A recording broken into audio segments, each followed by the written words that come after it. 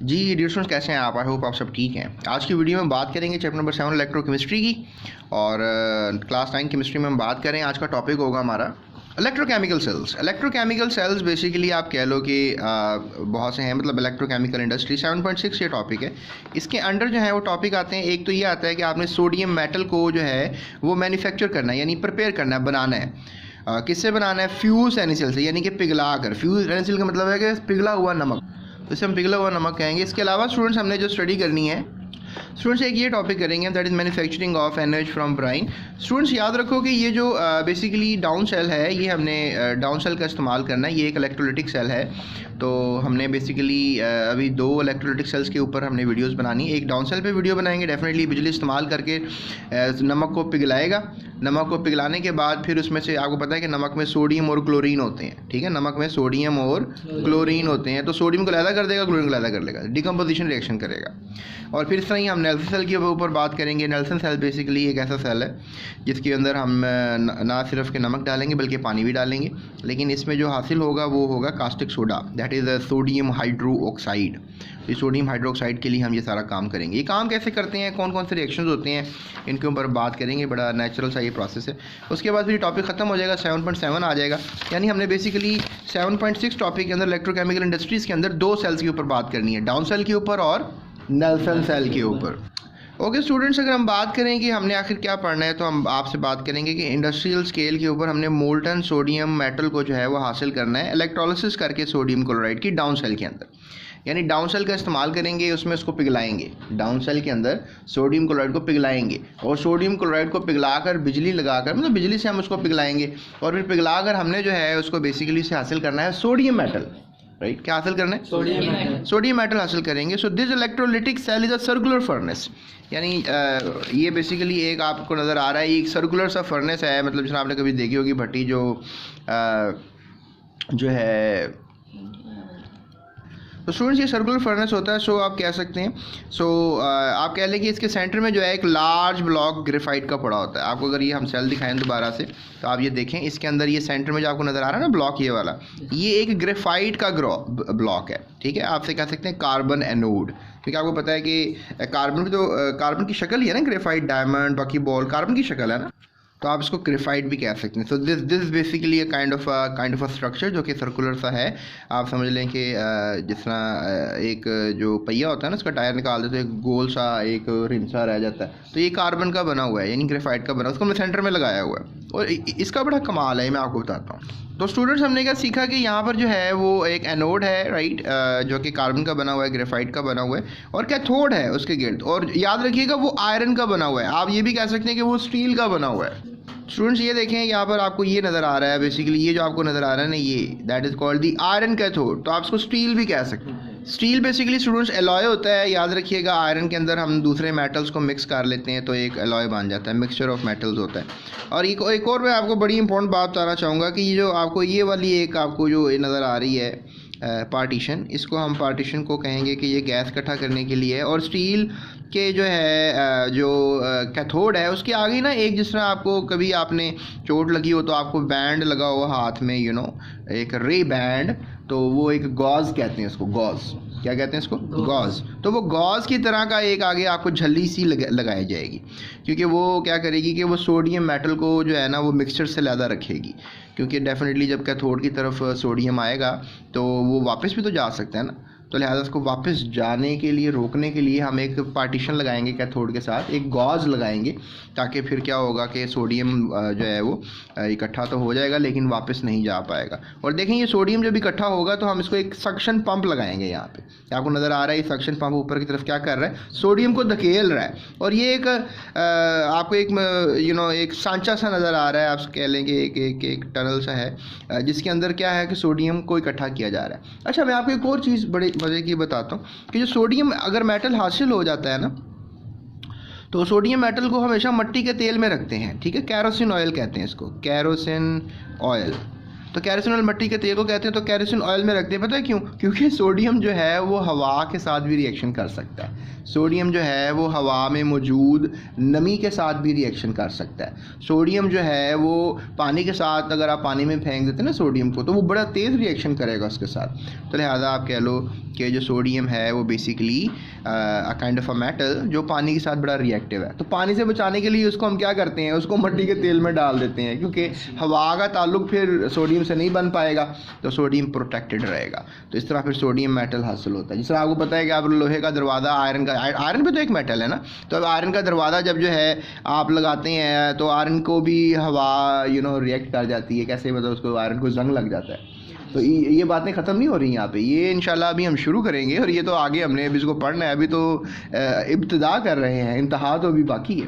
तो बहरहाल आज के लेक्चर में हम अभी आपसे बात करेंगे कि वर्किंग ऑफ डाउन सेल जो है वो क्या है, यानी कि आखिर जो डाउन सेल है वो कैसे काम करेगा, राइट। तो उसके अंदर जो रिएक्शंस हो रहे हैं एनोड और कैथोड पे, वो कैसे हो पा रहे हैं, उसके ऊपर भी हम बात करेंगे। तो स्टूडेंट्स अब बेसिकली होता क्या है कि लेट्स से दैट ये हमारे पास जो है एक सेल है जिसको हमने कहना है जी ये डाउन सेल है, राइट। ये डाउन सेल मैं आपको बना रहा हूँ। पहले आप एक डब्बा सा बना लें, ठीक है। जैसे मैंने आपको बताया कि जो ग्रेफाइट है वो कार्बन का है, राइट। तो इसको आप सर्कुलर सा बना लें, या इसको आप ऐसे भी बना सकते हैं, स्क्वायर अंदर से स्क्वायर बना दें आप, ठीक है। तो उसके बाद जो है आप साइडों पे जो है एक बना सकते हैं। मैं आपको स्केच बना के दे रहा हूँ कि डाउन सेल अगर आपने जल्दी से बनाना है तो आप कैसे बना सकते हैं। ये इलेक्ट्रोड्स हैं, अब आपको पता है कि ये कौन से इलेक्ट्रोड्स हैं, ये स्टील के इलेक्ट्रोड्स हैं, ठीक है। ये बेसिकली आयरन के इलेक्ट्रोड हैं, और ये कार्बन का जो है वो एनोड है, राइट। ये क्या चीज़ है? एनोड। और ये क्या है? कैथोड। आपको पता है कि इलेक्ट्रोलाइटिक सेल में हमेशा एनोड और कैथोड तो होते ही हैं। अब होता क्या है कि यहाँ पर आपने कैनोपी से बिल्ड किया है कि जो क्लोरीन गैस को इकट्ठा करने का काम करता है, ठीक है। ये अब आपने कैनोपी से बिल्ड कर लिया जो कि क्या करेगा, बेसिकली क्लोरीन गैस को इकट्ठा करने का काम करेगा। और ये आपने वो सक्शन पंप लगा दिया है ना, क्या लगा दिए? सक्शन पंप लगा दिया है कि जो क्या काम करेगा, जो बेसिकली सोडियम मेटल को इकट्ठा करने का काम करेगा, right. So you can have a look on it. यहाँ पर जो है सब सोडियम मेटल इकट्ठा हो जाएगा, ठीक है, इसके अंदर।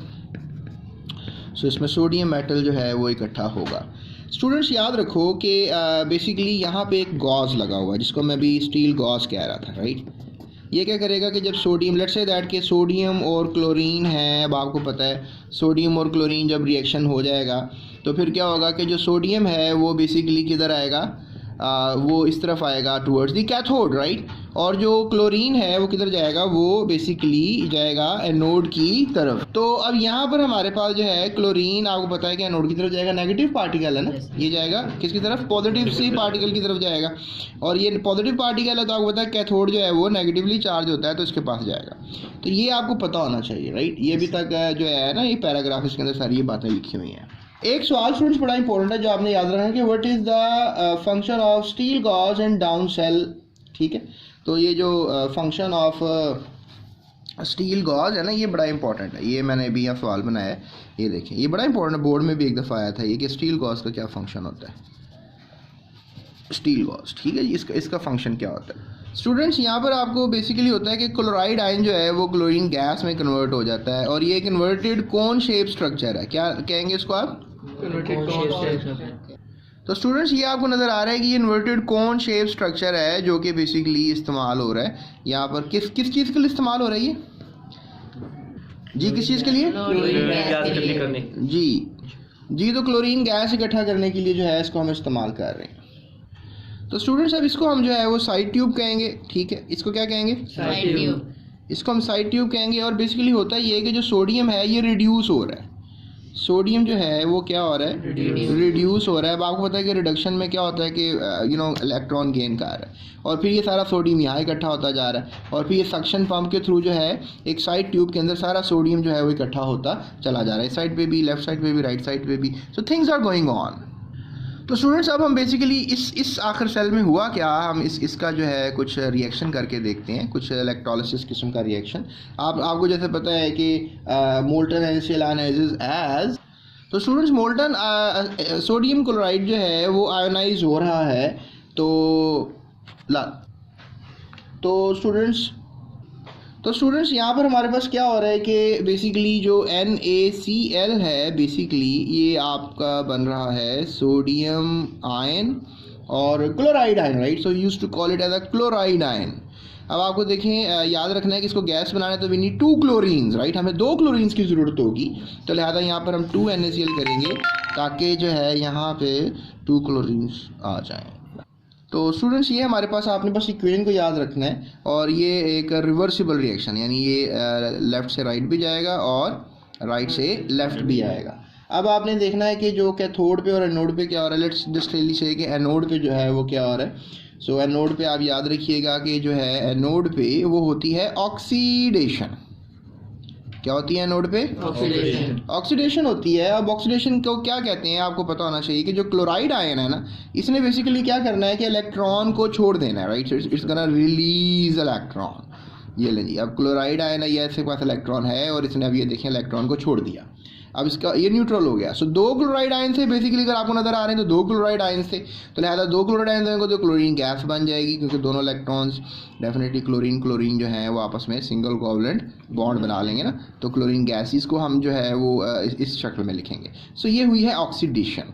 उसके बाद अगर मैं आपसे बात करूँ कि कैथोड है, अब कैथोड पे कौन से रिएक्शन हो रहे हैं, आप ये पूरा कमेंट लिखिएगा, रिएक्शन एट कैथोड, ठीक है।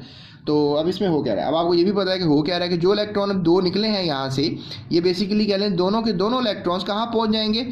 ये लेट्स से दैट इस सेल की बात कर लें। इस सेल में जो इलेक्ट्रॉन्स हैं, बेसिकली क्लोरीन ने इलेक्ट्रॉन्स किसको दे दिए? एनोड को दे दिए, और ये गैस बनकर चले गया, right. So chlorine gas is out from here, यहाँ से क्लोरीन गैस जो है वो बाहर जा रही है। So you can say that कि ये जो इलेक्ट्रॉन्स हैं, बिकॉज आपको पता है कि ये जो पूरी एक एनोड है, ये कनेक्टेड है किसके साथ? बैटरी के साथ। सो लेट्स से दैट ये हमारे पास एक पॉजिटिव साइड है बैटरी की, और ये हमारे पास एक नेगेटिव साइड है बैटरी की, और ये बैटरी बन गई है, राइट। सो ये भी एक आपको पता है नेगेटिव साइड है, सो इसको भी हम यहाँ पर जोड़ देंगे इसके साथ। अब हो रहा क्या है कि ये इलेक्ट्रॉन जो क्लोराइड आयन ने दिए हैं एनोड को, वो इलेक्ट्रॉन ट्रैवल कर रहे हैं और ये बूस्टर की तरफ आ रहे हैं। बैटरी एक बूस्टर होती है, इलेक्ट्रॉन को बूस्ट करती है, और फिर ये इलेक्ट्रॉन जा रहे हैं, किधर जा रहे हैं? Towards the cathode.